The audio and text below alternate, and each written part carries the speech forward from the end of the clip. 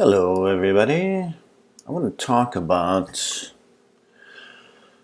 this video here and the importance of it, and some of the reactions to it. Now this video is on my free YouTube, public YouTube, but I had it here on the Patreon last year. I made this last October. And just a relatively quick video about my work in which I am working towards and documenting continually, as best I can, the state in which something exists. And in these experiments here, I am working to experience the state in which zero exists in and the state in which one exists. And it's interesting because the comments that I got showed that people were very confused. They were very confused about what I was trying to do and what I was doing, and trying to explain what I was doing wrong. But their explanation of it indicated to me that they did not understand what I was talking about and what I'm doing. Now, the state in which the quote-unquote target exists in, or the state in which zero exists in, the state in which one or two or A or B or anything, is a pursuit that I've been working on for many, many years.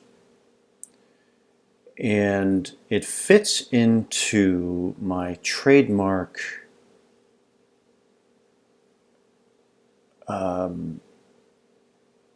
philosophy of abstract perceptualism and perceptual expressionism.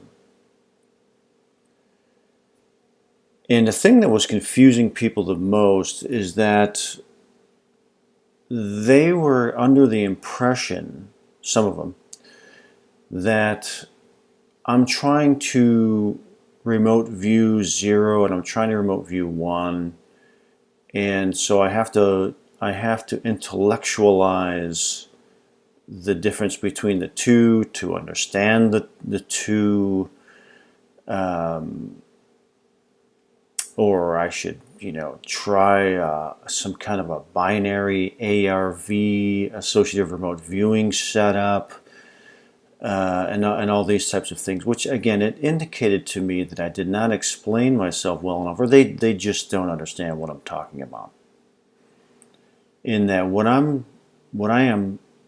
my pursuit is not intellectual, it's experiential, meaning that in these exercises, what I'm doing here is I'm using a random number generator, an online random number generator. I set the parameters 0 to 1, and when I hit select, it's going to randomly generate either a 0 or a 1. What I'm doing here is, prior to that randomness being created, that prior to the random event right here, prior to it, I'm over here, and I want to experience the state of what is going to be generated next, either 0 or 1. Here, I am putting myself into the position of experiencing the state of what will be generated in the future here. Not intellectualize it. Experience the state.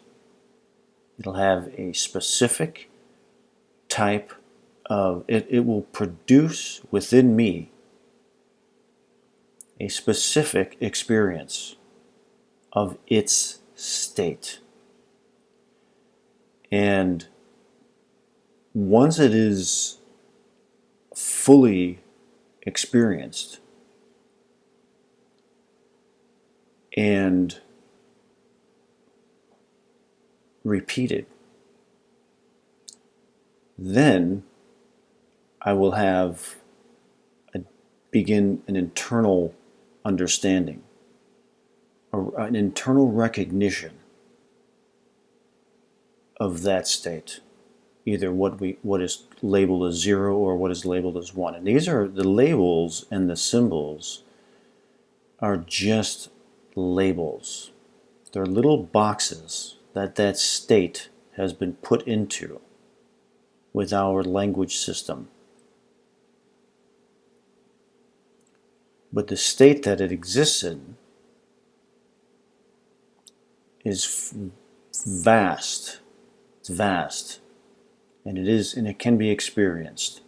The label is 0. The label is 1. The label is the target.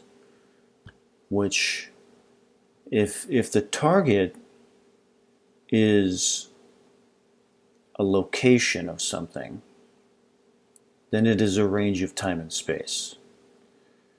These here are a range of dimensionality. So that would fall under abstract perceptualism. The state exists in this realm that we could call abstract. It exists in there. It can be experienced here. The perceptual expressionism is then the ability to